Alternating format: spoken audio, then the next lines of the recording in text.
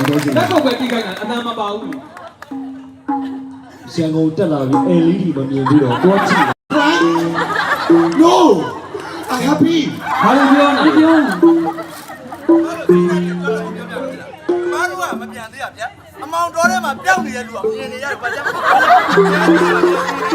မားတို့မပြန်နိုင်ဘူး Okay ချွေခွေကိုလေးချွေပြီး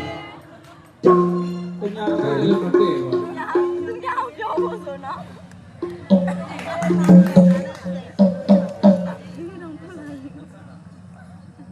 မင်းသားဆိုကြည်တာကွာရွှေမော ဟုတ်တယ်ကျွန်တော်လည်းသိတော့မှာ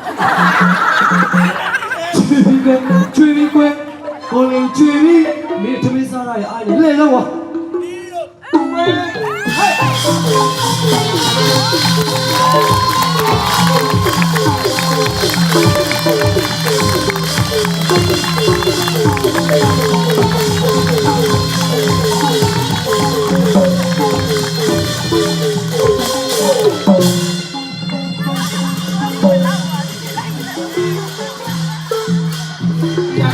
ကြားလေးလာပြီ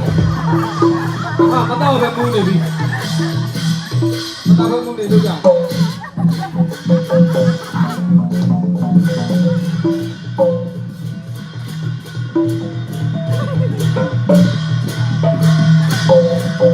呀毛毛的呢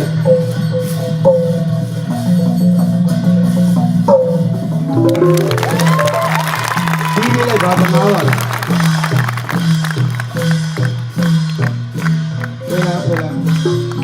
အလောက်ကတော့ဘာမကြိုး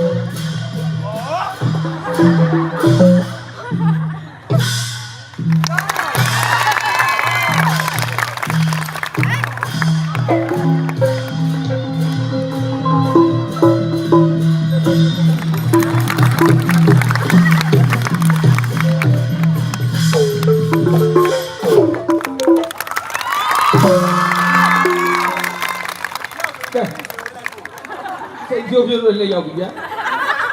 ဟုတ်တယ်လဲအဲ့တချင်းလေး